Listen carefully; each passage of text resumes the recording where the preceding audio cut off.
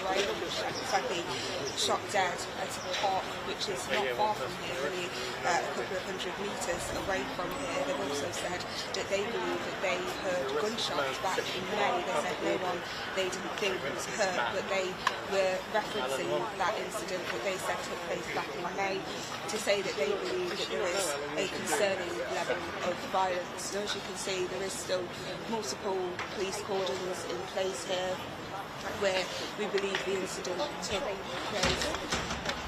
There are still multiple police officers carrying out their inquiries as well. Earlier on we saw some forensic officers making their way through the cordons here too, gathering evidence as inquiries are still ongoing. We also know that several roads around this area have also been closed, several roads in Ladbroke Road and in Mazer. At approximately 5:30 p.m.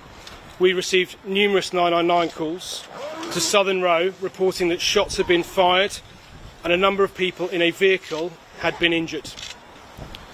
We immediately dispatched units to the scene, including local officers from the emergency response teams on the borough, supported by armed officers from the Specialist Firearms Command.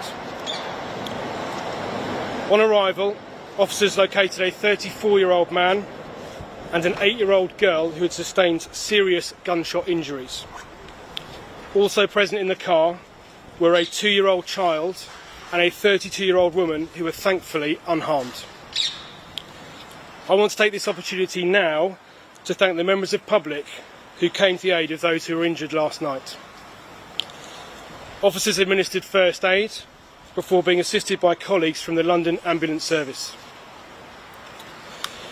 Both injured parties were taken to hospital, where they currently remain in a serious but stable condition.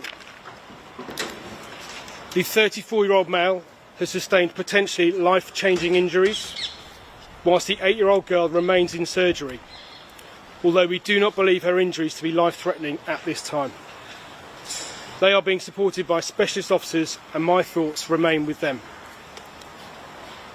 Immediately following the incident, officers arrested a 22-year-old male on suspicion of attempted murder and he remains in police custody. The investigation is being led by detectives from the Specialist Crimes Command who are working closely with our local teams to establish the circumstances surrounding what took place last night. I recognise that any shooting has a traumatic impact on the local community, and I've already heard today how last night's incident in particular has affected local people.